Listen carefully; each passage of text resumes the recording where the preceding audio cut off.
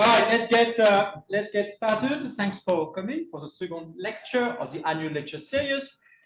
Before introducing our speaker today, let me remind you of the events at the center in the coming days.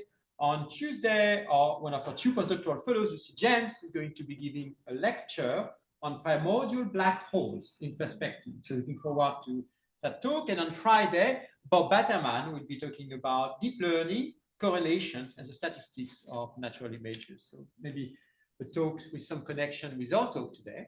And on Tuesday, in a week from now, Jim Tappery, who will be a former student of HPS, who will be at Pitt for 2 days, will be talking about the black prisoners of Stateville, race, research, and reckoning at the dawn of precision medicine. So you're all invited to Jim's talk. And also, I should mention that in 2 weeks from now, just to get you excited, the Nobel Prize laureate from, I don't know when, really, Jim Peebles, who I might be butchering his last name, Peebles. Jim Peebles from Princeton will be talking about the physicist's philosophy of physics. It's an HPS talk. It's not a center talk, but the center is happy to sponsor this event as well. And the talk will be at 3:30 here in person on. So you're also all invited to Peebles' talk. Today, it's my great pleasure to introduce my friend and fellow philosopher of cognitive science, Colin Klein, who is a professor at the Australian National University. Colin works in the philosophy of cognitive science, philosophy of neuroscience, philosophy of mind, and increasingly philosophy of AI, which is actually became one of the leading philosophers of AI. He's written extensively on a range of topics in the philosophy of mind, philosophy of cognitive science. It's a very, very long CV, so I won't go through it. I just mentioned some of the themes: cognitive ontology, the methods of neuroimaging, more recently work on consciousness, assumption of whether animals have consciousness, cognitive evolution and comparative psychology. He's done a lot of empirical work also on misinformation. He's collaborated a lot with scientists looking at social media and at the spread of information. So it's really an extremely diverse body of work. He publishes both in philosophy and in the best journals in science as well. So it's a very rich body of work. I've mentioned that more recently he's been really interested in AI, and the talk today will be, I suppose, partly about that, but that ties with longer interest in issues around computation, which is, of course, a central question in philosophy of mind and philosophy of cognitive science. He's a co-PI of several grants, including the major transitions in the evolution of cognition, and is also leading a group called the Digital Trust Research Group. He's the author of a very influential book in philosophy of mind about pain, what the body commands, the imperative theory of pain. And today, Colin will be talking about transformer, representational structure, and the language of thought. All right, thanks, Edward. And thank you all for coming out. This is sort of a bunch of things that I've been thinking about that I realize kind of hopefully come together. If not, hopefully it will at least be entertaining along the way. But I think there's a really nice convergence thinking about AI and, as Edward said, some more traditional issues in philosophy of mind and foundations of computation. So I'd like to do the first is start with a puzzle. It's a puzzle with a solution, if people are familiar with what I'm about to say. So it's not that like the solution itself is mysterious, rather that I think the solution has underappreciated philosophical problem or philosophical interest. But here's the sort of to start. So for most people are familiar with things like ChatGPT. I'll be talking about transformers, which is the architecture that underlies these large language models. And we're talking about particularly in the mode that most people encounter them, which is next token prediction. So, if you want to make text, you take a sequence, you feed it in, and what happens is it gives you the next word. What it predicts is not necessarily the most likely, but a reasonable completion. You can then append that to the end of the sequence, and you get a new word, and so on. And this is, if you want a whole bunch of text, you can get it. This is from the original GPT, which all of the examples that I show will be ones that I sort of pulled out of the original GPT. It's a nice small model. it was trained on a corpus of self-published fiction. So if you ask it to make text, it inevitably gets smutty or becomes like a vampire werewolf novel. And this one is no exception. But it's worth noting on this that even though this is kind of surreal, it's grammatically correct. There's a theme that kind of continues through it. You can give a semantic interpretation of it. So this is like very, very like for early language models, and still it's quite impressive. Even if they all end up kind of weird and bombastic, but even then, and then people have played around with ChatGPT and so on. All right, so what I want to talk about, so we think of a transformer formally as doing a kind of transformation, a sequence to sequence transformation. So T is the transformer here. You put in a sequence, you get a new sequence. And there's an interesting mathematical property of this called permutation invariance.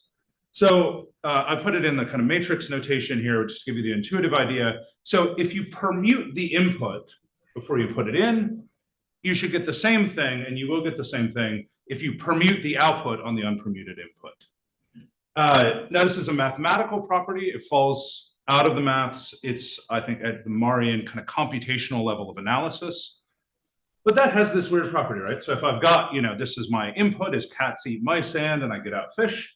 What permutation invariance says, so if I just fed it that string and I swapped those two, I ought to get the same as if I swapped the output.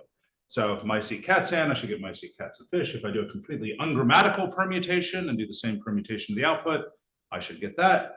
But of course, language is not permutation invariant. Transformers work really well with language, so what gives? Many of you, if anyone's ever kind of gone through the methods, you know what the answer is, and I'll get to the answer eventually. The answer is positional encoding, you know that. But I'll get to why positional encoding is kind of interesting. But this background thing that in some sense transformers really don't care about the order of the stuff you put in. That's going to be, in some sense, what I'm going to try to, the thread I'm going to try to pull on thinking about the format of what's represented in transformers. So here's the plan, give you a guide through. First, I'm going to talk about just generally this sort of questions about the format of mental representation, why people cared about it. I'll then introduce transformers and the positional encoding. And the core question, which I'll sort of spell out for people who aren't familiar with it, is what's the format of the residual stream? So in the background, I'll say this again at some point, but there's been lots of work on representation in transformers. I want to take a step back and think about, well, let's grant that they represent, what's the format of that representation? I'll then give a computational theory of what I call thin formats. And then I'll argue based on that, that the basic format of the residual stream is actually quite lightweight. It's nothing more than what I'll call a sack of vectors. And then some thoughts about whether you can build up anything more complicated out of that, and I'll suggest not obviously. So the core conclusion on this, and this is actually a distinction that comes in part 3, is that transformers might represent lots of structures, but they don't use structured representations to do so. So use a relatively lightweight format, even if what they're representing has a lot of analogs, or the representational content has a function. Then, because it's philosophy, there's like one slide where I walk a bit of that back. That will go quickly. And then conclusion, then bring it back around to think about format in the human cognitive case. All right, so let's start with number 1. We're at format of a representation. So here's a sort of basic conclusion. This is playing to the hometown. Apparently you guys have a light rail system. It's much more extensive than Canberra's light rail system. So impressive to look at. But the idea is we might have the same information represented using a variety of different formats. So on the left, you've got a kind of traditional schematic topological transit map. No, you've got kind of like a cadastral map that's got a distance metric on it. And then on the right, you've got a list of stops in a natural language. Now, these different formats are going to have different advantages. Like, most people want to know about light rail stops for route planning. So you often get the one on the left because that's easiest to extract route planning information. If you've got to maintain a light rail, you might want the one in the middle because that gives you direct information about distances and so on. And there are other reasons why you might want the same information in all kinds of formats. And in general, and this is a theme that will come back a lot, the point of having a format is a format kind of determines how easy or hard it is to manipulate a representation. So algorithms are sort of built out of ways of manipulating representations, and formats are going to be the thing that determines the manipulations. All right, so many people, like Jerry Fodor, have suggested that thinking about format is also really important for cognitive science because, to understand human cognition, you have to understand the format of the representation. So this is just a bit from the book, The Language of Thought. Deciding is a computational process. The agent performs the consequences. The act the agent performs, he computes consequences over the representations of possible actions. No representations, no computations, no model. And this Fedorian move. I might as well have said that the model presupposes a language. For a little prodding, we'll show that the representational system assumed must share a number of the characteristic features of real languages. And then he goes through, and a lot of the argument in language of thought is that whatever the representational structure underlying human cognition is, it's not natural language, but has features like productivity, systematicity. He goes through, talking about the ability to equally well represent actual and merely possible situations and so on. And that only linguistic structures will give you all of these. So something with the format, kind of like natural language. And then there's lots of debates, and I'm talking about sort of some historical ones, but there's been a big language of thought revival. There's been a lot of fighting about this. So, but just sort of historically, some of the debates that people aren't familiar with, so it's like old data from Shepard and Meltzer, and then Colin and Plishin fought about this for ages. So if you have to do mental rotation tasks, and the idea is, well, does the picture on the left match the picture on the right? A lot of times what people will do, people will report that they have an image and they mentally rotate it. And what's more, the angle one would have to rotate to get the things to match seems to be proportional to the reaction time. So it seems like people are using things not in the format of language. It's hard to know how a linguistic representation would do this, but something like a pictorial representation.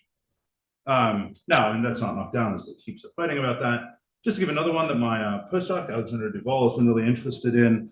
There are these spatial reorientation experiments. So you take, or like rats or babies or humans, you put them in a room with like one corner distinguished, you spin them around, and it kind of looks, now it turns out to be quite complicated. That's why I got a cognition paper out of it.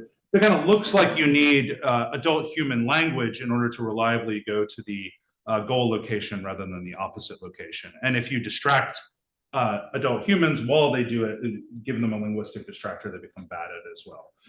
So that's an argument, and many people have taken that. In fact, you can't have a language of thought because it looks like you need something additional in the form of natural language in order to solve these problems, and so you can work backwards to something about like the format of the geometric module.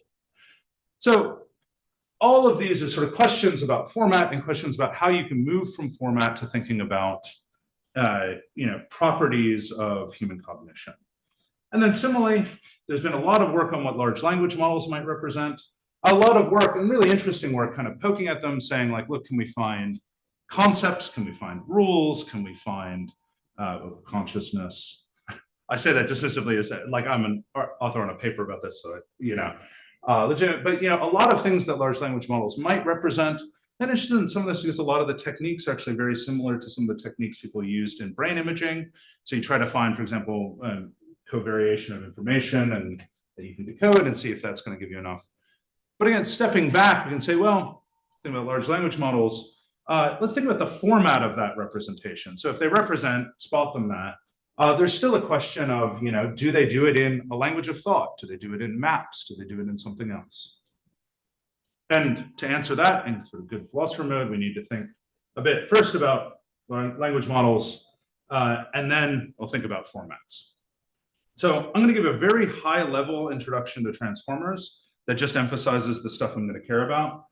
It's going to leave out a lot of the interesting bits. There are very good, much better than I would do, introductions to this online if you'd like. But I think some of this, like, you can get a very big picture thing. So we want to put language in. First, we've got language. We first do what's called tokenization. So, we're not going to talk about words anymore. We're going to talk about tokens. Often those are words, but saying tokens is like saying the extinction of the non-avian dinosaurs. Like it shows that you know what you're talking about. So sometimes like giraffes get split up into 3 tokens in this model, for example, and that's what lets it represent words that weren't in the training set. So you trade your words for tokens, and these are going to have numbers. You do a linear embedding into an initial input. And this graph is going to show up again and again. So you've got the dimensionality of it. In the one I'll be talking about is like 768, generally a fairly high dimensional space. And then you've got one row for each of the tokens that comes in. And that's going to be a dense matrix. And then you're going to have a second matrix, which was either learned during training or sometimes in the original transformers just set up for its mathematical properties. That gives you a positional encoding.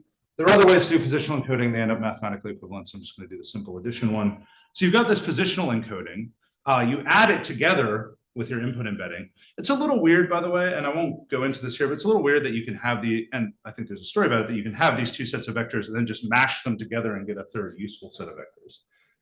You put them together, and that's your input. Now, the positional encoding, and the point of that is supposed to be because of permutation invariance. So we start with this puzzle about, well, it doesn't seem like the transformers care about order. And one way to think about that is you might think of it as like what goes in is a set, like a set of words, really a multi-set because you can have multiple copies. And so you've got a set, and then it doesn't really matter the order of those things, but it matters for language. What do you do?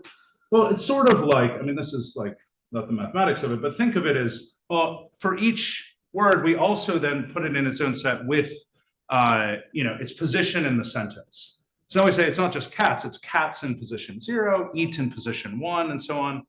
And then, well, if we permute that, that's fine because it's still the same set, right? So even though sets in some case, in the important sense, don't have an ordering, if we're clever and we get that information about position in, then we can get it in and then transformers can use it. But just to emphasize, this doesn't like actually change permutation invariant. Transformers are still permutation invariant through and through. It just adds information about the sequence into the representation. And I'll come back to that, and then that's going to end up being important. All right, but anyway, you got your input, then it goes through a bunch of blocks, like 12 in the one I'm using, feeds these through, and then you go through and you basically do like the reverse of the thing you did at the beginning to get tokens, and then words back out at the end. Each block looks like this, and so now this thick line is what's called the residual stream. So the residual stream has the dimensionality of the input. So whatever the matrix came in, that's going to be what's represented in the residual stream. There are two things, the self-attention layer and the multi-layer perceptron layer. They do different things. Don't worry about it now. I'll say a little bit about it later. But what happens is, the residual stream feeds into those, or some of those people talk about it reading from the residual stream. It does stuff to the residual stream and then adds the output back in. There's some norming to make sure it doesn't get too big. I put that in. I've omitted that. So it does that for self-attention. It does that for the multi-layer perceptron, adds it back in, passes it on to the next stage. Now, two things to note. One, that there's a sense in which, and the reason why I'm focusing on the residual stream is like, insofar as there's representation, that's kind of like where all the action is. There's the manipulations of it in self-attention and MLP, but there's no other memory. Like all of the working memory that a transformer has is the residual stream. The weights are learned during training and don't change. There's nothing else anywhere else. So the residual stream is in some sense like the bit that changes and the bit that gets passed on from block to block. So it's a good candidate for representing interesting information. And of course, ultimately, that's going to be the bit that you read back out from to get your next token. The other thing to note, and there was like an ancestor of this talk that was all about this, the thing is entirely feed forward. So inside the self-attention and MLP layers, those are also feed forward. So information just flows from the beginning to the end. There are no reciprocal connections. There's no kind of contingent or conditional operation. There's no branching. So it really is this kind of like assembly line of changes. And in that way, like if you've done any program, I'll come back to this at the end. I mean, that way it's really quite remarkable, right? So it's not, most of the time when you program, you're doing these like very complicated conditional, you're doing a lot of looping, a lot of branching, there's a lot of, conditional execution. The transformer really is just this like, transformation straight through. All right.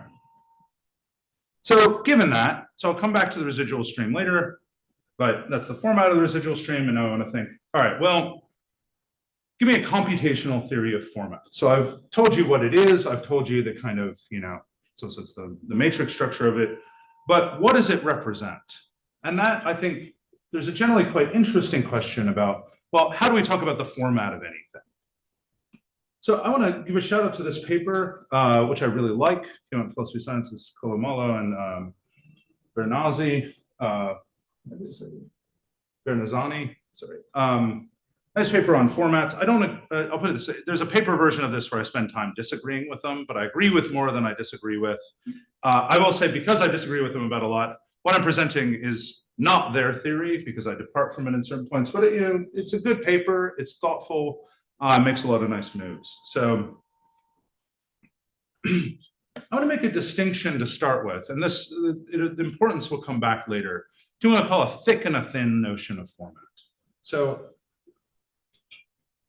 a thick format is going to be some kind of structure on a representation, along with the semantics that links it to the world. That semantics is, it's often tacit, or often, it's often tacit. The idea is something like, if I've got a map, well, and in fact, I think most kind of examples of public representations, like maps or natural language or so on, use something like a thick format. So a map is a set of points plus a metric defined on those points, maybe a convention about how you interpret presence or absence of things at each point, and so on. So to be a map, you kind of got this structural notion, and then you've also got something about how it's meant to link up to the world. And because of that, and I think there's been a lot of philosophical attention paid to thick formats, so they represent a lot sort of in virtue of their structure, or I should say in virtue of their format. So, because of this, we can, look at the map, and because of the conventions, and if we know it's a map, we can talk about, the widest point between the red and the blue line, or something like that. So there's a lot of other information that's carried in addition to the bits that we add in the first place. Now, that's great. And I want to make something, I've given this talk before and I realized people got confused with it. So I want to say, thick formats are great. I'm not going to say anything more about them. I think whether, in some sense, they're sort of worrying about thin formats is more important, but whether or not transformers have thick formats in this sense, I don't care about that much, because I think the thin format is where a lot of the action is. But I'm not sort of saying, I'm not saying much hinges on this one way or another. It's really the distinction that's going to matter for me. So when I talk about a thin format, I'm going to say something like a bare structure. I'll say more about how an image is. And this is the kind of thing sometimes referred to as data types in programming. So you might have something like an integer, where an integer can take a certain range of values, you can do certain things to it, or things like a list. And thin formats, I think, are agnostic about what they represent. So when I talk about a list, I can talk about a list, I can talk about the properties of the list, without caring what's represented by that list, or even whether anything's represented by that list at all. So it's the kind of, if you like, the most abstract, most bare notion of structure you can talk about. There's also, and I think, I'll say several things about this. Thin formats then primarily are not individuated by like structures in the world or what they mirror in the world. They're individuated by the operations you can perform on them. So, and in particular, and I'd say operations, really, we're going to give an account what I'll call the operations and guarantees account of thin formats. So the idea is to specify a thin format, what you specify is the things you can do to it, and what you can guarantee to be true when you do those things. So, for example, an integer is the sort of thing, classically, that can take a range of values, and maybe it supports incrementing and decrementing. It's the sort of thing where if it takes a value and then you access it later, you get the same value back. So there's a persistence of value across time. It doesn't support some other things necessarily, like arbitrary division, unless you carefully define integer division and so on. Or say, what's the difference between a list and a set? Well, a list is a collection of things with an ordering defined on them, and a set is a collection of unique things with no ordering. Which means you can, have certain kinds of guarantees. You can add objects to both of them, but adding an object to a list guarantees that you get a new distinct list. That's not the case with a set. There is, a first and a last element of a list, and for any elements in the list, you can ask whether one is before or after any two distinct elements, which means you can do things like sort a list. And now sorting, there's like many different ways to build a sorting algorithm, but the idea is, well, there are enough primitives that define a list that then support a sorting algorithm, whereas a set, it's not like people haven't figured out how to sort a set. There's no we're not just waiting around for quick sort on sets. That is, sets aren't the kinds of structure that can support sorting in the first place. All right, so I take it, by the way, this is a fairly, go ahead. Oh yeah, I've got an argument by appeal to textbook. So, But there was a long passage, which I'll skip, but yeah, it's very interesting. I think you get this more in functional programming as well, but there's lots of discussions, and essentially when you look in computer science textbooks and you get down to what a data type is, it's almost always just, well, we talk about what you can do to them and what more is there. So in structure and interpretation of computer programs, I think it's still the MIT Intro Computer Science textbook, they talk about how to define pairs. And at some point they say, well, what's a pair? And I say, look, it's nothing more than this. So we've got, cons, which puts together two items. And then we've got car and cater, which gives you the left and the right of a pair. Anyway, so what is it to be a pair? It's the thing that can be made by one operation and that guarantees two other things about these two other operations, and that's it.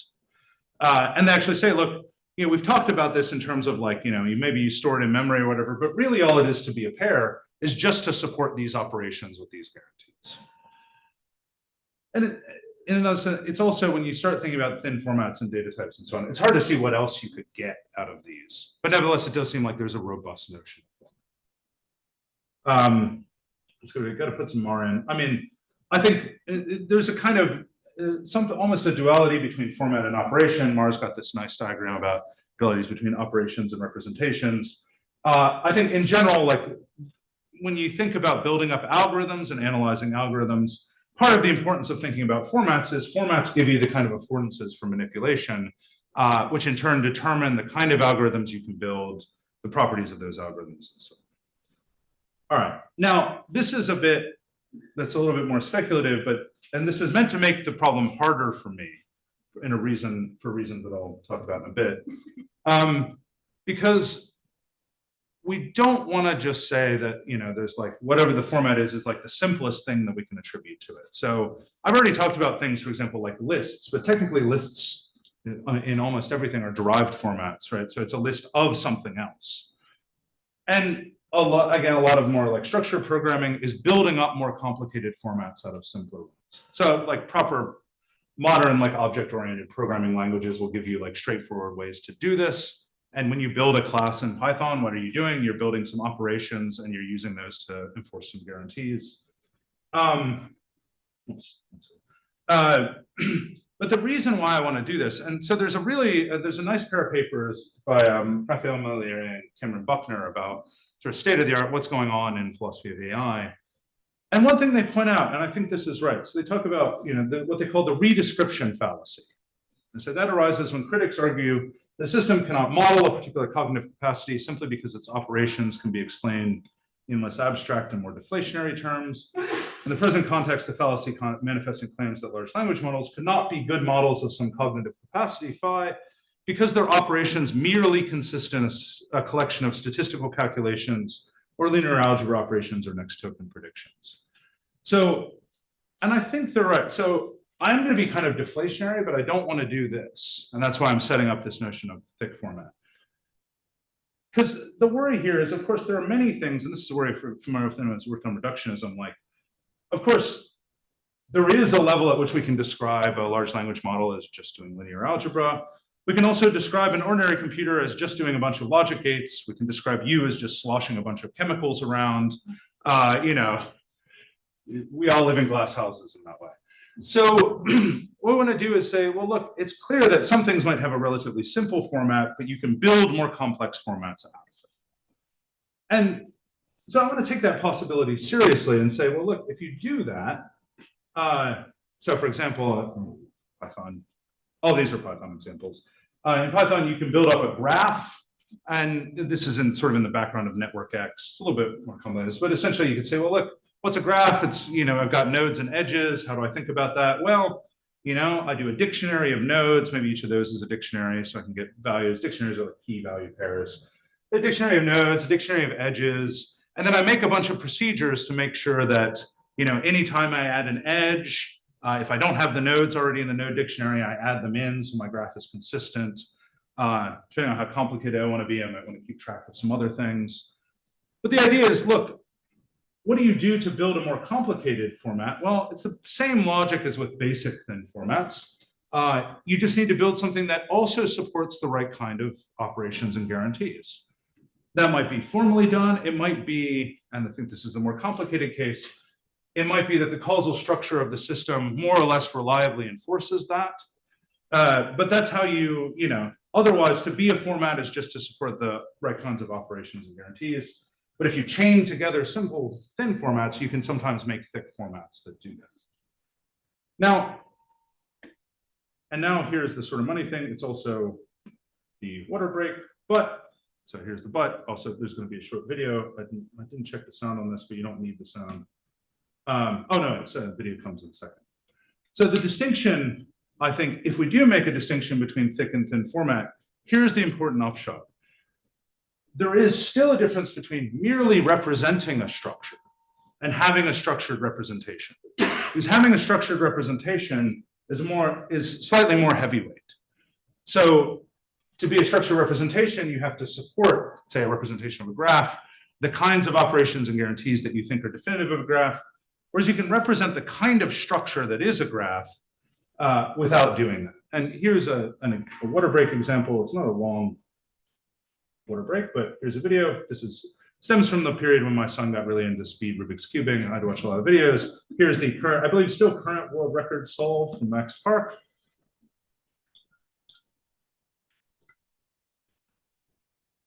So it's very fast.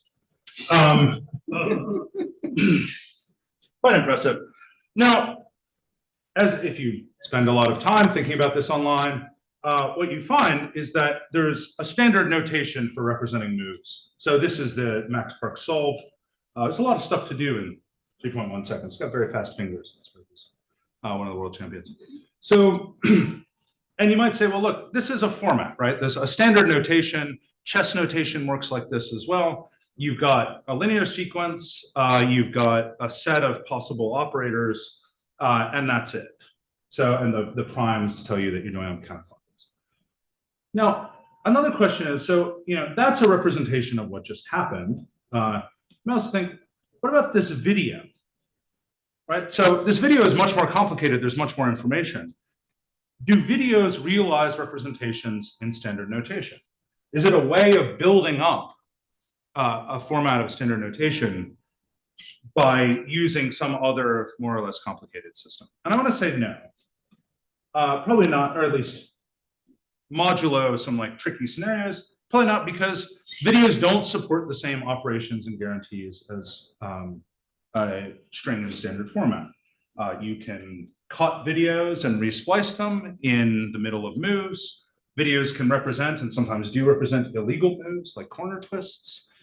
So, it's a guarantee in standard notation that if you took a well-formed cube and went through the motions, this is, I realize, make it sound thick, but the sequence of moves turns out to always correspond to one that will get you to a well-formed cube and so on. But you can do lots of things to videos. So even if videos have the same content, they don't have the same format because they have different operations that they afford, and they don't make the same guarantees. So just because you can represent the same structure, here considered as like a sequence, doesn't mean that you've made something with that format. All right. And now we're going back to transformers. So what I want to do is argue that the basic format of transformers is lightweight, and that you're probably not going to build, or it's not immediately obvious how you're going to build any more complex stuff out of that. So the core conclusion is going to be the thing I just said about videos, namely transformers might represent a lot of structure in the world, but they don't do so by using structured representations. All right, so recall, we've gotten back to the residual stream. It's this guy up here. So this, like, we have it as 4 by 768 matrix. What do we want to say about this? So what's the format of this representation? I mean, in some sense, it's a matrix, but we're using it in a certain way that gives it a little bit more structure. Well, the way it works is it seems like, look, there are t equals 4 in this case, vectors, d-dimensional vectors. We know they're vectors because we do vector operations on them, and all the usual vector operations and guarantees apply to them. So we're doing stuff like matrix multiplication, taking dot products, adding them together, and so on. So it looks like there is at least vectors. But it appears otherwise, and this is because of permutation invariance, it appears to be something like a multiset, right? We've said the order of those vectors doesn't matter. the order now in this sense, which row is where. So the sort of basic idea here, and I'll spell this out a little bit more about why to think of this. The basic format of the residual stream is I'm going to say something like a stack of vectors. So it's not even a sequence. You can think of it, each one as a bit like a very complicated Scrabble tile that you keep sort of looking at, comparing, and adding, tweaking a little bit. But the order of each of those doesn't matter. So it's a I like the phrase stack. I like it partly because it's slightly dismissive, but partly because there's a lovely piece by Ursula Le Guin talking about a novel as a sack of words, and thinking about the role of stacks. This is great. Carrier bag theory of fiction. Highly recommend it. All right, so we've got this unstructured sack, and one way to think about this. Now, this is going to be, and I feel like this is more for. I apologize for people who aren't familiar with transformers. Probably also apologize to people who are, since it'll be a bit quick.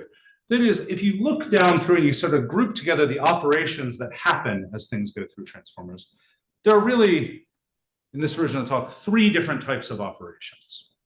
So one type of operation, so we've got our stack of vectors, is we independently of the other vectors, rescale things. So that's going to be your layer norm, that's going to be your softmax. So we're going through each vector and doing some kind of operation on it, kind of on its own.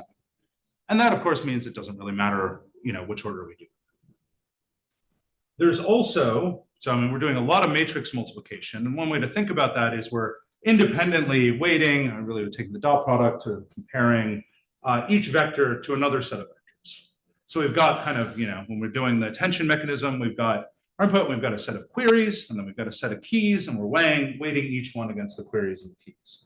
Again, it doesn't matter the order, so we're doing like each vector there to each of the queries and keys. And then finally, I realized I don't like this diagram, but I had to send the slides in earlier. So this is, stop me on this, I can talk that it should be a little bit more complicated. But the only other thing we do is we compare each vector to each other vector in this kind of all-to-all fashion. So the first 2 were kind of things that we did just sort of taking each vector one at a time, and it doesn't really matter how many are there. The only thing that kind of breaks that when you get your T by T attention matrix is you're comparing each of the things to each of the other things, and then feeding that back into the attention, or into the attention. So, I don't know if this will help. Here's a bunch of math. This is a matrix representation of what's going on as things go through the residual stream. If anyone cares, there's a paper version of this that's also got like the proof using this notation of permutation invariance. I found it helpful to work through. The idea is most of the stuff that goes on, really this all-to-all comparison is really the first bit of the attention block. Otherwise, what you're doing is these matrix multiplications, which are best understood as kind of vector-to-vector comparisons, or these rescaling via softmax and layer. So we've got these 3 types of operations, and each of them is done, either independently of the other vectors, or to each vector in the same way, or comparing each of the vectors to every other vector. So in that sense, this is a sort of explanation of why permutation invariance holds, or conversely, kind of constraint on it, is that there's really no way for it to make a difference, right? It doesn't really matter the order in which things are represented, because the kinds of operations that are there don't care fundamentally about the order. Now, if you put them in a different order, the things would look like they're in a different order, but then if you work through the proof, it turns out they are kind of like, they sorts itself out, and that's why the initial permutation invariance equation. So I think that's very interesting, right? So now, so we've got this kind of unstructured stack. And what I want to say is none of what I've said prevents the residual stream from representing structure. In fact, I think it represents a lot of structure. But that's not the same as having structure. So it's not the same as having a format, unless we can find some way to show that the content of the residual stream and the stuff that the transformer does to it respects the operations and guarantees definitive of that further structure. Now, sort of lost the order of the slides here, but one way to think is, I think, look, is there any, oh yeah, right, there's a conciliatory, this is not a bit. Just to go through this kind of quickly, is there any obvious way to add this extra structure? I think not. Here are some options. Is it because encoding and decoding is row-wise? No, not really. You can think of these as kind of adding a tag to each one, but that tag never plays any computational role.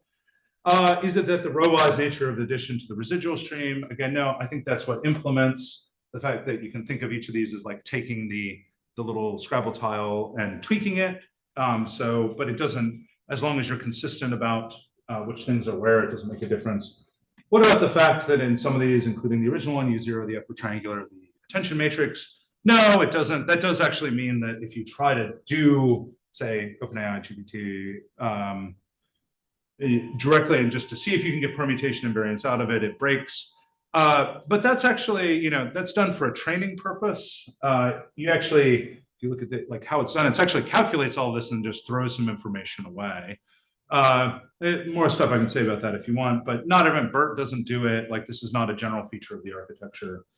And it's done more for, I think, objective purposes, or sorry, training objective purposes than it is as like a deep feature of the transformer. So it's not something that's going to give you extra structure. And then what about, this is the speculative, what about the positional encoding, right? So remember, we went in and we added that. So we might say, well, look, that's enough to represent position in a sequence. Is it also enough to make it a sequence? I think probably not. Here is, now this is, I mean, this stuff is a bit speculative, but the general idea is this, like, if you go through and you look at positional information, I think this is using cosine decoding, so stuff is flowing left to right here. Sorry, cosine similarity. So if you look, do you keep position information? It goes away fairly quickly, right? You can do this. This is cosine similarity. You can build a decoder to do this. So it's there. It's pretty important in the first couple layers, but then the position information, as far as I can tell, just kind of disappears. And that's kind of important, or it's kind of unsurprising because semantic information isn't terribly well preserved either, certainly not in all of the different rows. So this is looking at, this is what's sometimes called the logit lens technique. So this is looking at the decoding, but now applied to the output of the hidden layers. I think this is often quite interesting. So the top is like the thing you put in, and then, it's kind of the best guess token as you go down. You're only ever pulling off of this, the last column there. To give you a picture, this is like, that's the top tokens. I'll give you a prettier picture in a second. One reason to think of this is the transformers, the residual stream, remember, is the transformer's only working memory. It's the only place it has to put stuff. There's a lot of interesting stuff about like the subspaces of the residual stream, but I think in general, we just shouldn't expect any kind of information that we add in at the beginning to be preserved unless it's useful. And it looks like, in many cases, it's not preserved. Just a time I'll say, this is some prettier pictures about how, after layer 12 by the end, so you've got your like distribution over output tokens, which looks very good. But the other tokens, it's not just that I'm picking the top token, like decoded distribution over the top tokens for the other bits of the sequence. At that point, appears to be whatever it's doing, it's not trying to preserve the original information. So the sort of conclusion, the residual stream in terms of thin format is a stack of vectors. It's unlikely to support any more complex format. Transformers might know stuff, represent stuff about trees, maps, sentences, whatever, but those are as its representational content, not as the structure of the representations. I'm going to say, by the way, so this is why it's not a knock on this. Transformers, I think, are quite general and quite powerful architectures precisely because they're relatively unstructured. So if you look at the state of the art before transformers, and this is why the title of the paper that really interests attention is All You Need, that makes them famous, is because you get a lot of people who are trying to match the structure of their neural network to the structure that they're trying to represent. So, convolutional neural nets are trying to think of, you get these convolutional layers that are trying to do something like what people think early vision does, but are trying to think about the structure of images and how those might be represented.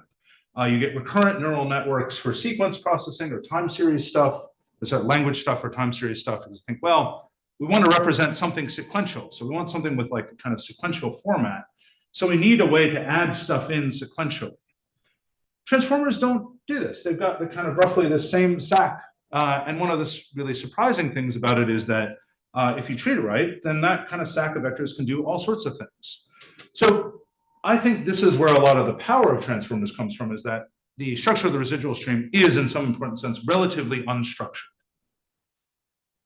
All right. Good. So let me pause a bit and talk about brains. You may have noticed a lacuna, which is like there's an argument for when I say why isn't there more complex structure there? The argument seems to be argument from lack of Colin's imagination, and what Colin could find poking around the literature. Walking this back a bit, and I think this is probably actually the better way to think about it, is that residual stream is a stack, and it's unlikely to support any more complex format that's analogous to formats we're familiar with. So it's unlikely to support a language of thought, like a language type thing, or a tree, or a graph, or something like this, the sort of thing that we make. It might be that there's some important sense of format that involves a very high dimensional manifold over which it's doing interpolation. It may be that each transformer, when it's trained, gets its own kind of sui generis format. I'm not sure, but I think the conclusion is really disjunctive here that it's hard to see how you're going to get a format of the sort that we think about when we talk about formats in cognitive science. So if there's a format there, it's going to have very different properties. Like whatever is going to be there, it's going to have like a continuously differentiable structure or something. So it may be that there's a format that's super weird, or it may be that there's just not much format at all. Either way, the conclusion is going to be it's very different from what we do. All right. So with that in mind, that's good. About 10 minutes left. So I want to come back and think, because I'm philosopher of cognitive science, like, okay, so what conclusion should we draw? Like some of this is Colin fell down a rabbit hole about transformers. But I think, so I think there are 3 things you could talk about. 2 of them are very easy, and I won't talk about, these are like kind of like philosopher logical space. One, I could say, look, transformers don't have representations with the right format, and we do. So transformers don't think. They don't have a language of thought. We have a language of thought. Boo transformers. You'd also say transformers can do all this cool stuff without having a format. So we don't need to think about format at all. Yay, transformers, boo language of thought. Well, that's fine. I'm sure people are writing papers with this right now. I think it's an interesting kind of conclusion. But I think for me, this is sort of in the God's eye view and thinking about format, I think there's a third kind of thing we might think. So what we might say is, well, look, the format that a computation uses, we should expect to be, in many cases, tightly connected to the constraints on computational realizers. And that's what I want to end with. So the moral is going to be, look, maybe transformers and humans have different kinds of formats because we are very different constraints on our computations. All right. So one way to think about this is like, why do we use formats when we program in the first place? Like, why does this come up? Like the very earliest, and technically a Turing machine kind of has a format, but like the very early computers, when you're down there, like plugging away at logic gates, they didn't think about this too much. Well, so a few things. On the right is a cap removed 6502. This is the microprocessor that ran the Nintendo. It ran the Atari. It was like at one point the most produced microprocessor. It's really cute. So one possibility, or I think one reason why you do it, is that programmers, as people, are kind of limited, and they have a hard time tracking real world structure. So a lot of what a format does is give you guardrails, so that you have to, you don't have to keep in mind which thing goes where. Like when I started programming Python, I didn't want to use pandas because I didn't want to use something else. But then it turns out if you've got a bunch of columns of data, trying to keep them lined up by yourself, you just make mistakes all the time. So if you use a data structure with more format, you don't make those mistakes. The kind of, the operations and guarantees give you the right kind of guardrails. Another thing that's really important is that for most things, like certainly for chips and for low-level programming, the operations you use tend to be relatively simple. And so to do anything interesting, you need a lot of conditional branching. So this is a lovely book by Tracy Kidder about, what was this, the only thing I actually needed the notes on, it's the Data General Eclipse. So it's building, this is a book from the 80s about building a new microprocessor. And Kidder, at some point explaining microchips to readers in the 80s, says, well, how do computers do these amazing things? He says, well, it's the ability to follow conditional instructions. An ability built into the machine lies much of the computer's power. You can set before it in sequence bifurcating webs of conditional instructions until the machine appears to make sophisticated decisions on its own. And in fact, you can make, a Turing complete computer with a single instruction, so long as that instruction allows for conditional branching. So But if you've got simple instructions and you're trying to put together a lot of these conditional webs, one of the things that formats do is help you keep track of like which bits you ought to care about to figure out where to go next. And then finally, I mean, this is a 6502 thing, right? The shuffling in and out of memory, so like kind of shuffling out of RAM, for example, is important given the limitations of CPUs. So 6502 is like, does 3 registers. So a lot of what you're doing is you're trying to put stuff in memory and get it back out in a systematic way. Now, the important thing is none of these actually matter for large language models. None of these matter for transformers. The way we train them means that there's not a human trying to keep track of all these bits of structure and keep them all in their head at once. There is not, remember when I was talking about at the beginning, when I was introducing transformers, when it's entirely feed forward, you're not doing a bunch of conditional branching. I think one way to think about transformers is as something with an incredibly complex instruction set. So it's learned an incredibly complex instruction set that it then applies serially to whatever input you put in. And it's not shuffling stuff in and out of memory because it doesn't have memory other than the residual stream. So it's just got its like bit of working memory. It's not trying to put stuff over somewhere in memory and get it back out later. All right, so then this kind of gets to the conclusion. So I think a lot of the reasons why we care about this, we've got the sort of 6502 like traditional programming on the left. On the right is supposed to be, Reddit tells me this is one of the ChatGPT servers. Looks appropriately ominous. And then in the middle, we've got, that's a honeybee brain and then my brain. And I think then the real question is, well, what should we think about, the stuff in the middle? Computationally, what is it more like?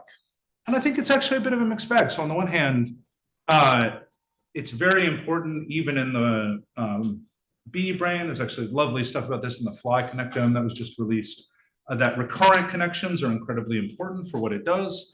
This is a lot of what looks like kind of control flow that's modulated by recurrent connections. On the other hand, we don't have a human programmer trying to figure out which bits go where. We've got something that looks like it's learning structures, and learning, statistical structures of the world pretty much on the fly. And one thing I want to conclude with, I thought about this at lunch and wanted to add a slide, just as something to take home. One other reason why you get things that look like structured formats, even in something like a fly brain, is because of energetic constraints. So why do you get, say, sparse coding in the retina? We get this in humans.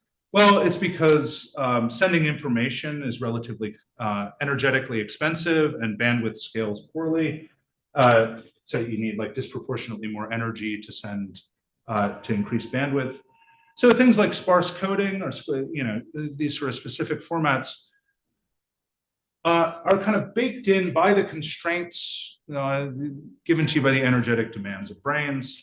A lot of what I think you see in kind of modern transformers is not worrying that much at all about energetic constraints. So it doesn't cost like much more to send information, but also people are clearly willing to just dump a ton of power and compute time because you can parallelize it into things like ChatGPT. So people have heard these things, but it's many orders of magnitude more. It's like 10 watts to run a single query, 10 watts of power to run a single query on ChatGPT, whereas human brains run on something like 20 to 30 watts a lot of the time.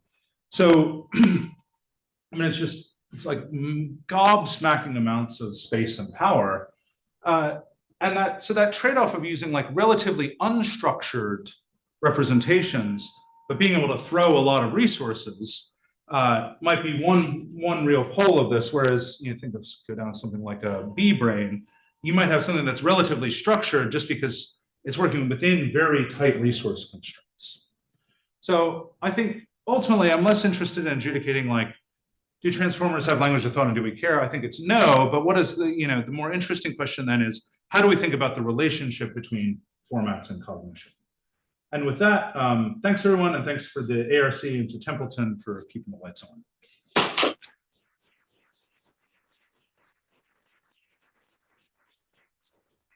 All right, plenty of time for questions. Just ask. Why don't vectors count as formats, and why isn't, the sorts of operations that, the attention head does, or encoding and decoding layers. So why aren't there sorts of operations that are doing on formats? Oh yeah, sorry. So I did, and sorry if I wasn't clear with this. I think a vector is a format, and then the, so that's a very simple format, and then there's the sack of vectors is the slightly more complex format that's built up out of it. But yeah, so vectors, like you're doing all the vector stuff to them. So that counts as a format. So when you say that you can't quite find a format here in the residual stream, what do you? Oh, right. So fair enough. So what I mean is I can't find a format that's like the chunkier kinds of format, like a language of thought or like a map or like anything more than just an unordered sequence of vectors. So any of the kinds of things that professors of cognitive science, Professor Minds have cared about when they've talked about formats don't seem to be there. So there is a format, it's just a relative, like everything's going to have some format, it's just a relatively lightweight format. So I take it you mean there's a spectrum from thin format to thick format, so it's like a 0-1 thing, right? It's just thin formats can be thicker and thicker. And would you say that so transformers can like use for various kinds of tasks from like image generation, text generation, but when you train them and later fine tune them from particular tasks, would you say that now we have thicker format, or that in your view that doesn't change? Because there are some more fixed things there. It's just not just bare bone transformers. We have weights that are fixed there. Yeah. Fine tune. So does that? I mean, so again, I mean, I suppose the way I'm thinking about thick formats is thin formats plus some stuff, plus an interpretation on top of it. So even though you're doing the fine tuning there, I don't think that adds anything that changes the thin format equation. So I don't see that it gets a thicker format. That may, and again, I think that's probably important for if you're thinking about the content of the representation, but the form of the representation remains relatively lightweight. So even if you're doing this kind of fine tuning. Yeah. No, so, Aliyah first. Go for it. Yeah. Yeah. I'll put you on the list. So. I'm not sure how to ask this question, but I'm going to think over it. And it's really to do with like how this fits with some stuff you're talking about yesterday. Sorry, with computation. It seems like I like the account of distinguishing the kind of processing we get in the LLM from more structured kinds of. It does seem to me though that like when it comes down to explaining what processing is happening, now all of the explanation is being moved onto the values, right? The weights, the weights in relation with the activation values. And so we kind of get a function theoretic account of processing in this system. And I mean, that offers an explanation for why, it's difficult to make sense of what these systems are doing, right? There's no structure theoretic account on offer. But so that's a virtue of your account here. It might be a problem for your account so that's a lot. Yeah, no, it's a low blow. Asking me about consistency with other things I published. It's fair because, as we were talking about yesterday, I do think of this as like very much of a piece with that. So, yeah, I mean, it's an interesting question, but I do think, I'm not sure. So it's a bit of a weird move to say, well, the function theoretic account explains why it's so weird and hard to understand. It feels to me like not quite an explanation. I mean, in this case, the connection was supposed to be that on the structure theoretic account, the idea of operations and guarantees is very much supposed to be the kind of structure theoretic way of defining formats. Whereas it's not clear to me that you get something analogous on a function theoretic way, because function theoretic is just talking about transformations of from sets to sets. So one thing in the background, and it's in the paper version, but I didn't go over as much on this. The Colomolo paper talks about this, and how do I put this, that many accounts of format that are what I was calling thick format, it just sort of seems like it's very hard to distinguish between the structure of the representation and just like having like representation of some structure. And I think I would like to think that that's going to be generally true on sort of pure function theoretic accounts, that it can't make what seems to me like an intuitive distinction. Because what's the difference between being a map and just like doing the transforming maps in the right kind of way? So I do think it's going to end up, now it may be that the structure theoretic account, like one thing you might object is like, well, you've gotten to this very deflationary account by using a structure theoretic account. Boo on that. If I use the function theoretic, I can get like, you know, I can say it's got some richer structure, namely the structure of whatever it's representing. But I do think that there's I'm trying to leverage this intuitive distinction there and use the structure theoretic account to get up to that, like as a sort of stable conclusion.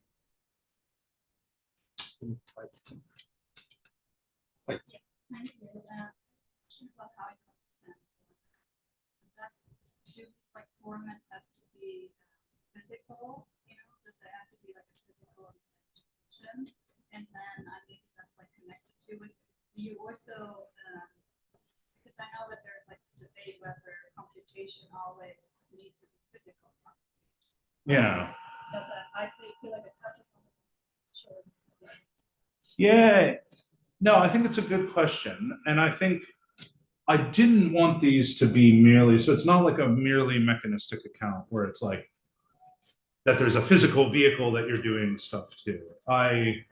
And one of the reasons why I got interested in sort of thinking about formats in this way, and it's because of the structure and interpretation bit about pairs, is I want to be able to say, look, this system, like we can do the right kinds of things and get the right kind of things out. So we can say that it's representing, you know, it has a representation that's a pair or a list.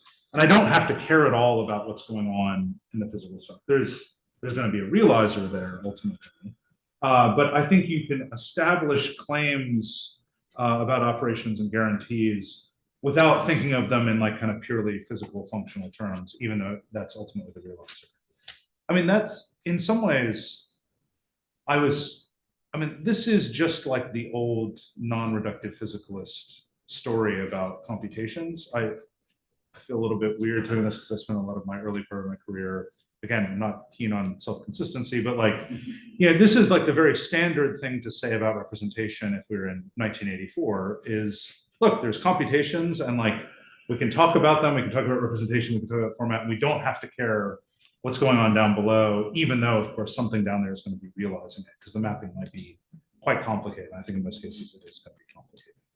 So yeah, I feel like you don't need that reduction. Right. Okay. Actually, I have two questions. One about the distinction between the state and string representation.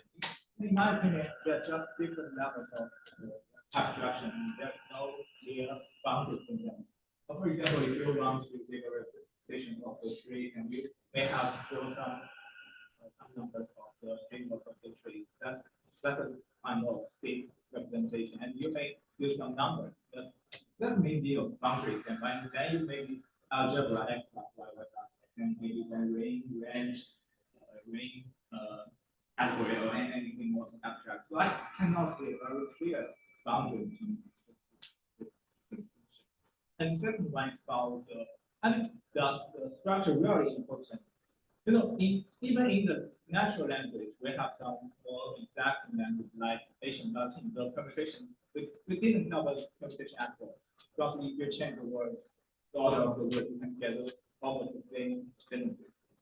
And I'm not sure whether GPT or BERT, when they dealing with language like Asian Latin or Greek, they do not need the addition embedding. But my point is that that's the structure really important. So, sorry, what was the last thing you said? I just missed it. My point is, sorry, I've got bad hearing. I mean, the structure information really important.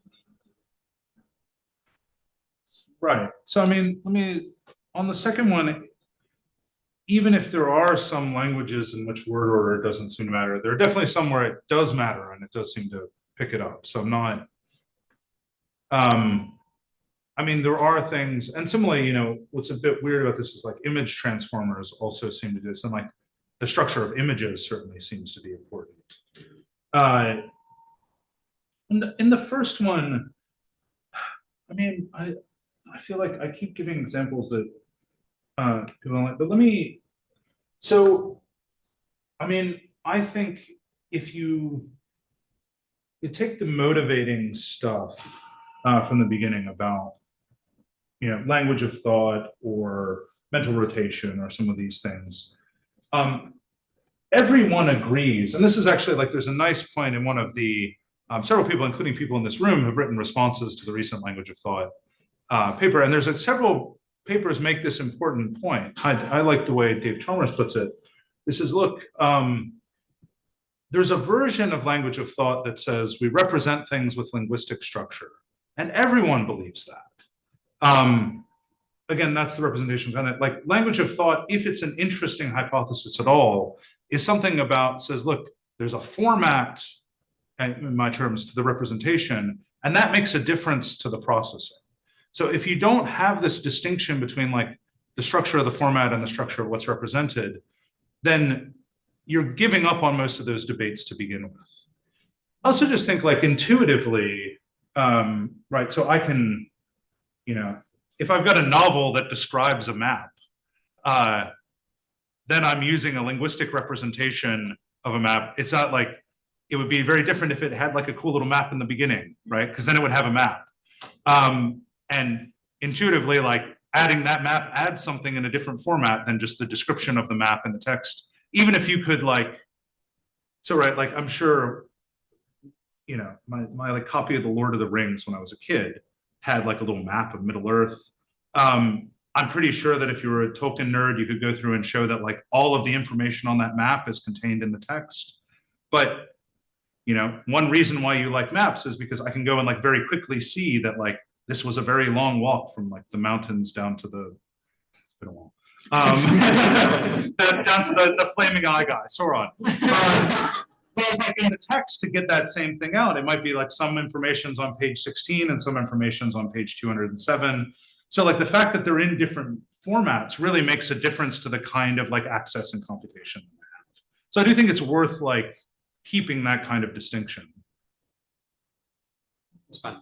I think maybe that was a version of my question, but so there's a very distinction between recording and representing that Haugland makes, which I think might be sort of like relevant here, which is that sometimes suppose you take a picture of a map, right? You record the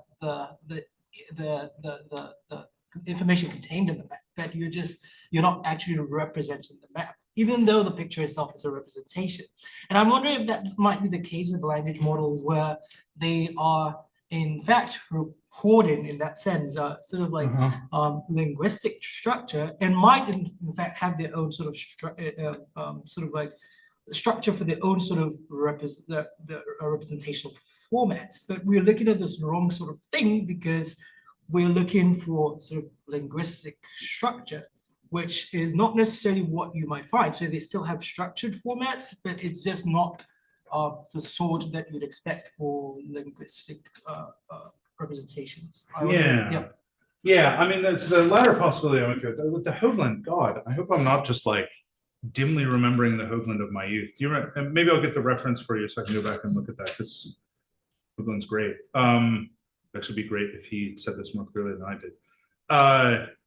Yeah, so I mean, the thing I'm working through some papers now on this. I mean, I am really interested in this idea that maybe we could find, so what you'd have to find is enough kind of some sense of like consistency in the operations that are applied in the residual stream, and that, you know, so you could find something that you could say, look, this is something that's invariant, this is the kind of operation that's consistently applied. If you could find that, and I think if you did find that, I'd be okay with saying that there's a complex format, but as far as I could tell, that would be something very, very different, and very different in kind to the kinds of formats that we normally have. But thank you for the reference on that. I should definitely dig that back out and look at that. I can't help observing Tolkien is definitely the kind of writer where the information definitely isn't in the book. Loads of stuff in the map that will be some obscure in his notes from 20 years ago, on which an entire sequence of books will be later. Right, so maybe somewhere in the corpus, yeah. I was going, this is from a computer science point of view. I mean, one lesson I take from this, and I sort of vaguely thought this from large language models anyway, is, I mean, maybe we do represent in these more sophisticated ways, but it looks like it's way, way, way harder to work that out than I thought it was, because a whole bunch of things about what ChatGPT does seem to be paradigmatic of the kind of things that we thought conceptually would like these complicated representations. And I mean, how much is left of the positive case for complicated internal representations? I can see nothing. I can see not zero. So I can see your example of the need for natural language. Yeah. To orient itself in the room is a kind of example, a kind of tell for something interesting. Yeah. But it feels like a lot of it's going to be vastly harder to make that case than we thought it was. Yeah. I mean, I think so. This is something I'm not myself clear on, but I think is a really interesting question. So the sort of conservative answer is to say, well, look, we've got, N decades of cognitive science that have gone through and tried really systematically to think like, what would be the difference between having a map and having a linguistic representation? And we found various ways to prod on those. I think the kind of thing that worries me in a more liberal one, and maybe in a philosophy of science terms, this is like, I think those are all abductive inferences, and abductive inferences always have this worry that like the space of the best explanation might be bounded by your imagination. And one thing that large language models tell us is like, oh wait, like there are just completely unfamiliar ways to do this.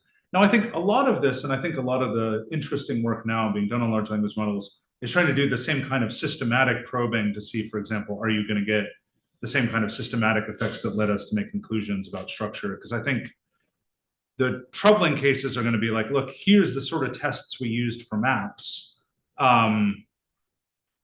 Large language models pass them, but there's nothing like my argument, there's nothing map-like in there.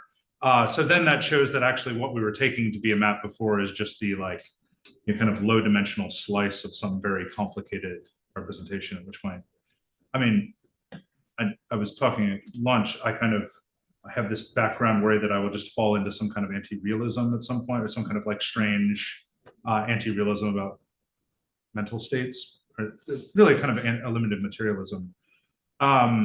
But so I think that's an interesting open question about what I do think is that some of the simplest, only game in town kind of arguments, like no one should feel super confident about those anymore, because we found clearly a very different game that works pretty well. So, I mean, I take it, so turning around my argument from the other way, I take it it's a perfectly open question that we might discover interesting intermediate level structural features of what transform models do. I mean, it could presumably be that there is rich representation in large language models, but at quite a high level of abstraction. Yeah. You see it through quite high dimensional projections onto a space. Yeah, I think that's right. And I think one thing that's going on, and I think I'm interested in that possibility, and sometimes you get people making quite strong claims about that. So what I think is an issue with some of that work, that's also an issue with brain work, which is how I kind of came to this in the first place, is making sure that you're distinguishing between the content of the representation, like kind of structure that you're representing, which you also should be able to decode and track and things, and like actual structure in there. Now, I think the nice thing about large language models, unlike brains, is like you can pop the top off and people can do like very systematic fine-grained sorts of things. So, the decoding style stuff, I'm less convinced by, in the same way I'm less convinced by in the case of humans. But there's some really interesting stuff now about like trying to link it up. Like, could you think of these as composing automata out of smaller automata, for example? And maybe that will get you this kind of interesting intermediate structure. And And it may even be that actually that turns out to be not, that turns out to, if it's consistent enough that it turns out to be map-like or something, it's just hard for me to see how that would be the case. Yeah. I'm not sure if we asked this about kind of. Speak up a bit. Sorry, your distinction between thin and thick formats. So I mean, this kind of reminded me of like interpretation and structure of physical theory, so your structure and then the interpretation. But here's quasi worry about it. Is that how much can you, because you said that these thin formats afford or guarantee certain operations. You had a very nice example of the mixed stuff. But can you think how much can you divorce interpretation from operations? So here's one way to think about, here's what I'm thinking right now is that thin formats, like the Rubik's Cube example you had, will give you legal operations, like for example, that you can do this, you can't do these kinds of rules, but you can do these kinds of rules. But you need some interpretation to get to achieve whatever aim you have. So if the aim is to solve the Rubik's Cube, you can't kind of represent the endpoint of those sequence without an interpretation, and that's why it requires some interpretation. If you have certain goals. Yeah, I'm a little bit worried that the Rubik's Cube one, as I was telling it, I realized there's like one way of reading it that involves quite a lot of interpretation. I mean, this came up some in the reading group yesterday, but one thing I'd like to, so at least in certain cases, the Rubik's Cube is a nice one. This is sort of taken from some other stuff that you can talk about the group structure of the cube. So you can sort of talk about like, look, here are a set of operations and they like, it's a very large group. The underlying set is very large.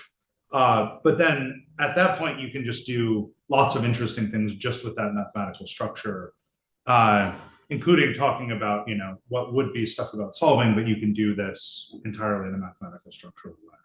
So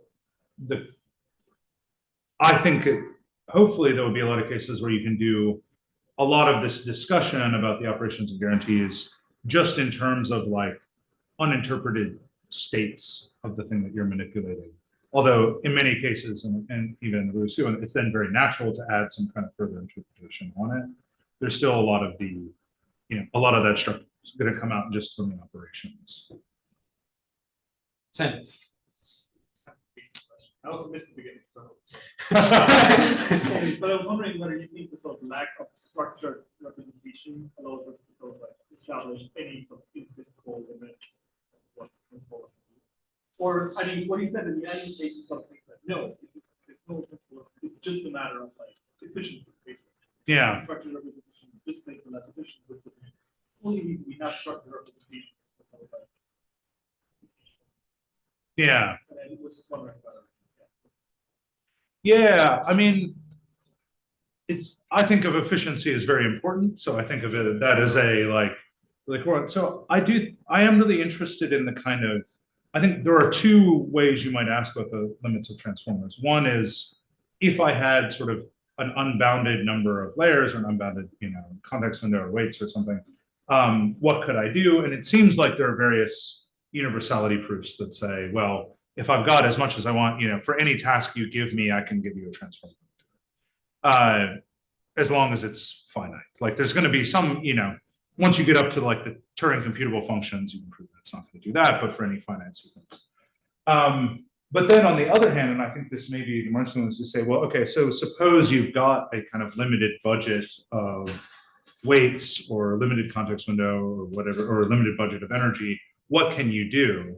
And I think in many cases that ends up being, I'm also interested in this in the brain case, that ends up being the more interesting way to compare. So it's not like, what can this architecture do full stop, but what can you do with limited energy, also with things like in the biological case with noise, with time constraints and so on. So I think that's where the really interesting, like kind of computational constraints come in, is not the like fully in principle, but what can you do given a certain resource budget?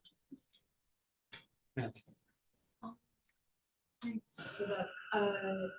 I'm wondering if the sort of representation of fitness of transformers is meant to be explanatory of their effectiveness, or if not, what the sort of bounds are on what that kind of unstructuredness is.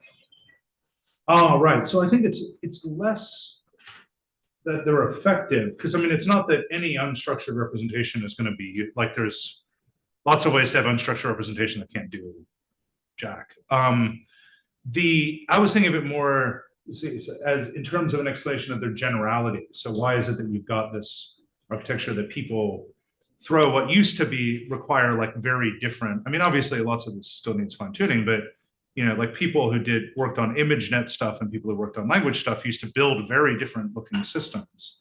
And one of the striking things about transformers is now you go on Medium and everyone's like, oh, whatever you got, like, let me show you how to, you know, chuck it into a transformer. So I think it's the unstructuredness is actually supposed to explain more why you get that generality than it is the effectiveness. I suspect, you know, the effectiveness is probably, I don't know, self-attention is important. Like there's going to be some other further explanation about why it's able to capture this structure so efficiently. Wait. Can I ask about working memory? So, Yeah. I'm wondering, so I guess the simple version of the question is, if we built in some form of working memory, or structure, and then I guess standing on that, if you thought that you wanted to use the system, you might, I suppose, through cognition. Yeah. I suppose you could come up with some claim that there are various functions that working memory do to enable various sorts of things going about that.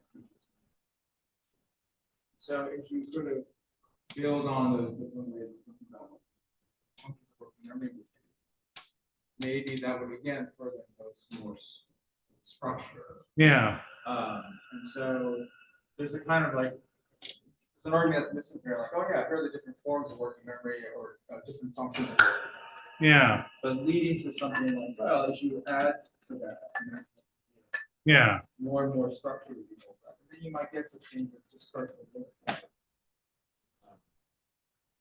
stuff that. Yeah. Yeah, it's interesting. I mean, so is the question, let me make sure, are you thinking about adding working memory to like an architecture? Yeah. Like a transformer? Yeah. I hadn't thought about it. I mean, it's an interesting project, right? So I say, well, look, you've got this, but then of course you can imagine, see, the question is really, and I think it's a really interesting one, how much more do you have to add? And I take it there's a lot of the sort of log fights of this around this as well. Like, you know, is it enough to have like a scratch pad that you could add stuff to and read back from later? Is it, you know, do you need that to be like a symbolic output or something like that? So yeah, it's an interesting question. And I mean, I think it's interesting with a lot of these relatively you know, if you think that something's got a relatively simple format, but yeah, no, I mean, I have to think about that. I mean, I think that's a nice way to think about it in some ways is like, well, could you get from something like this to something like we think, you know, a language of thought is with relatively minimal architectural additions? Yeah, I don't know. I really don't know. I mean, I think that's actually a super interesting question. It might be, you know, I used to talk with my collaborator, Andrew Barron, who worked with me as well, who's an insect neurobiologist, of saying, you know, should we just think of the human brain as basically like a bee in the center with like, you know, a deep network on top so that it's got good information retrieval. Because really, you know, a lot of the like kind of decision-making structures are already there in insects. So maybe it's just like big storage on top. Could you get a model of the human brain that's something like that? It's obviously too simple, but yeah, so I am interested in some of these questions about like how you could extend architectures. I don't have any thoughts more on that. Yes. So you mentioned that one of the reasons why we have formats is because they act like guardrails. Yeah. Now, as you know, they're fairly inflexible guardrails. Right? Yeah. You'll get type mismatch errors all the time that might just completely ruin the program. but our brains are much more, whatever guardrails they have are much more flexible, right? They're Yeah. much more sort of fault tolerant, so to speak. And imagine, I'm not quite sure where transformers fall into this, but I wonder if the lack of formats, or at least the lack of the kinds of formats that we see in declarative programming, is a virtue, because it allows you to be more robust. Yeah, so there's a kind of thing you can do. I'm interested in this, and maybe it's, so there are two things here. One is that how robust you have to be to count as having a format. And the other thing is like whether systematic kind of violations of format might be useful, or having a sort of, or maybe you think of like vague formats or something like that. Like there's one really famous case of this called fast inverse square root. I don't know if you're familiar. So this is what allowed Doom to exist on relatively low grade hardware. Because I take it when you're doing some kind of like visual thing, you're doing a lot of inverse square root calculations. They were very computationally expensive. And so the thing that made John Carmack a lot of money was you go through and you've got something that's a floating point, and then you treat it like an integer for a while and do some black magic on it. And then you treat it like a floating point again, and you get back and you're like kind of doing a Newtonian approximation at some point. But it's like, I think in the original code, there's a comment that says something like weird black magic shit. And but I think this is interesting, but that's just because it's like kind of, it takes clever humans to think about like, well, what if I broke the format in this way, played around with it, and then unbroke it? Whereas maybe, you might have things that are vaguely like formats, but they're, it doesn't need the guardrails, as you say. And so it's like, sort of like, I'm going to treat this like a graph until it stops being convenient, and then I'll treat it like a set for a while, and then I'll treat it like a graph again. There might be all kinds of tricks like that as well.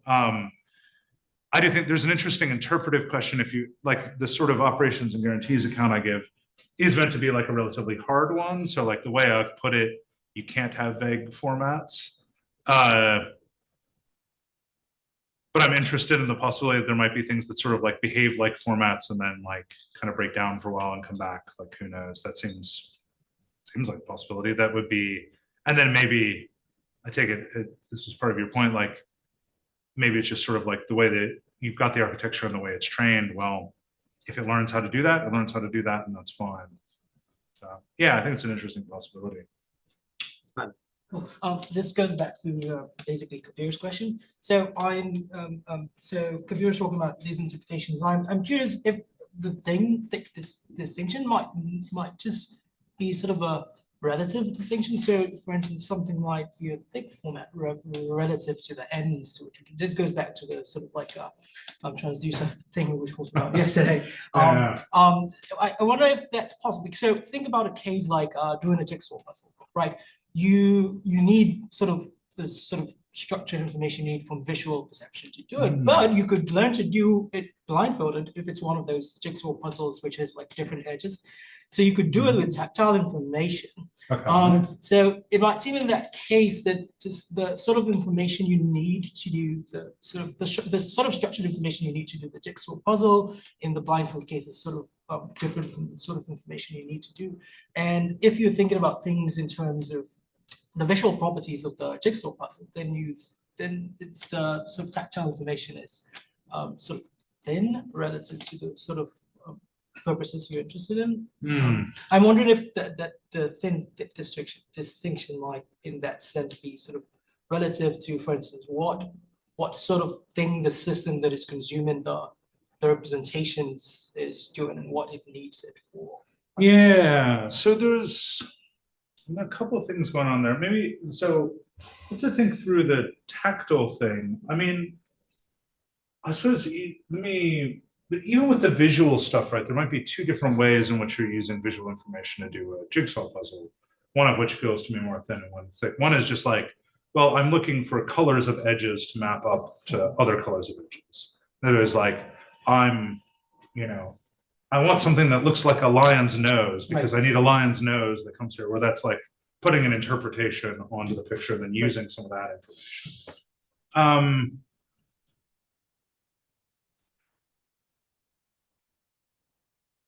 Oh, right. This was relative to the consumer. So I do think there's a bit that wasn't in here. but I think is important. And like Kim Sterelny has a lovely paper on this about the imagery debates, like from back in the 80s, thinking about another way to get at some of this is to think about what's explicitly represented. And what he says is, well, what's explicitly represented is what you can extract easily, like ideally, like what's kind of what your primitive operations give you. So I think one of the things that's very hard thinking about public representations, like actual maps or something like that, is if you treat it as like a whole person doing it, like the primitive operations are very powerful. Like I can look at maps and see, you know, that one thing is closer to something than another thing in many cases. And jigsaw puzzles are going to be the same way. So I think it's,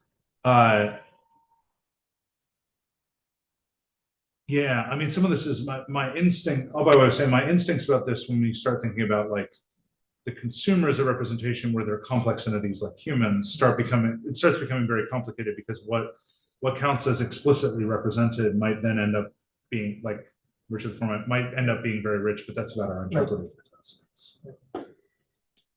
Yeah. So I'm wondering whether LLMs actually might have some kind of working memory, and maybe you have a different conception of what working memory is. So the one problem with early LLMs is that was the vanishing gradient problem, right? Where over the course of abstraction or whatever processing they're doing in the forward pass, information gets lost, right? You can think of it as forgetting. Yeah. And the way that the problem was addressed is by skip connections, right? So you just feed some of that information from earlier layers kind of directly to some of the later layers, waves or facilitating recall. Now, it's not feedback, right? It's not causally going backwards to earlier layers, but it still seems like at least can be described as a sort of memory, right? It's not causally like a later layer goes and looks up the value previous layer, but does that matter? Or does it have some kind of memory? I mean, that's kind of how I was thinking of it. Where's one? Yeah. I mean, that's the kind of, so the structure I've got here is one where you've got that residual stream implementing those connections. So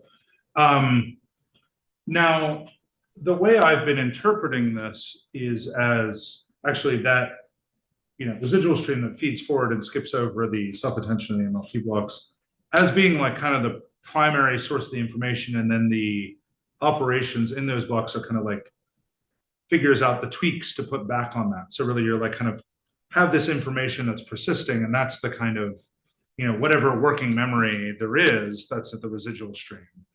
But that's the only space that you have to put the results of computations as well. So is also the space that was carrying any of the information that you started with. So there's a sense in which it's like a working memory, but it's a very crowded, small working memory that you're going to inevitably have to give up some information as you go. So I have a question, and so the question is about the following puzzle. I take it to be a puzzle. So we know that many aspects of cognition are structure sensitive. Right? So we know, for example, when I understand anaphors in a language, it's governed by various structural principles that are captured by the specific of format, namely trees. Right? So with a specific type of structure, we know that, and that's you can just generalize to many aspects of cognition. They're all structure sensitive. The puzzle then is why these structureless, or this with a minimum amount of structure, things give rise to all these phenomena that look like to be structure sensitive. Now they can. The question is not whether they can. They can, of course, they can. I mean, that's not the challenge. Is not how we know since Smolensky that you can emulate structure sensitivity by having representation that look like they have no structures. That's not the question. The question is why don't you get phenomena? Why do you get these phenomena that are structure sensitive and not more phenomena that are not structure and not phenomena that are not structure insensitive?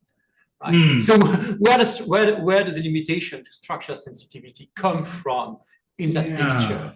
I mean, you would be expecting the mind to be much more bizarre, given somehow that. Right. I mean, so this is, where does it come from, in the human case or the LLM case? in the human case. Yeah. And you might ask the same question here. You might say, well, why does it learn languages that are structure sensitive? Well, it could learn, and we know actually it does learn impossible languages, right? That have a linear structure, so they don't have a tree structure. Yeah. And that's sort of a problem, right? The issue is that because there's no constraint on the representation, it over-generates a kind of phenomena that you should be observing in contrast to human cognition.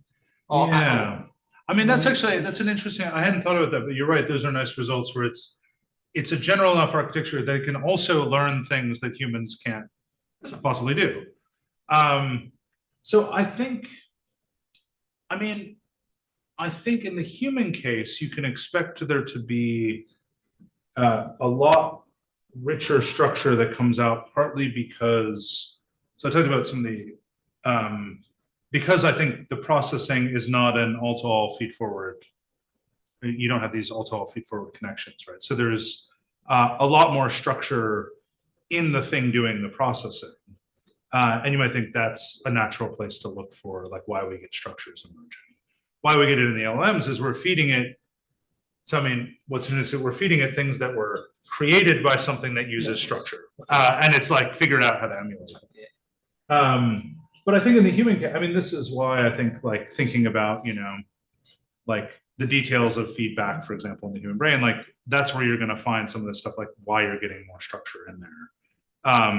In some sense, it's the lack of anything like that in turn that's part of the argument for why there's not much structure in there. But I think there's, and it may be that because you've got, enough constraints on the, there's enough structure in the architecture in humans. That's also why some things can't be learned or some things can't be picked out. I mean, I think this is like, it's not a particularly like novel point there, but it's something like, yeah, those are constraints coming from the architecture. Those are not constraints based on the representations, right? So, the thought is that if your representations are trees, have a tree structure, if the format are trees, then for free, you get an explanation of why you have this governing relation. In languages. No, so your explanation can't do of that kind, right? So supposing you assume that that's not what you were saying, but supposing you were saying that. I was hoping you would be able to get, like, so what that shows is, if you've got representations that are trees, then there's some way to build up and implement trees, given the structure of our. But that is definitely true. But the worry is, why do we build trees and not something else?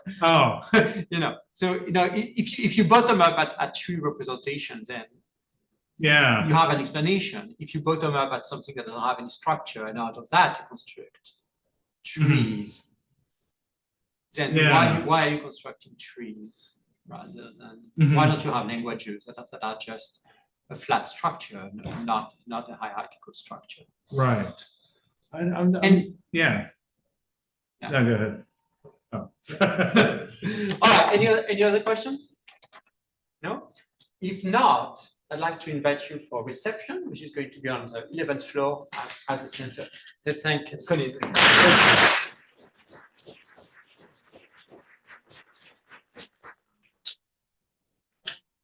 Great. What is for you? Okay. Oh, umbrella with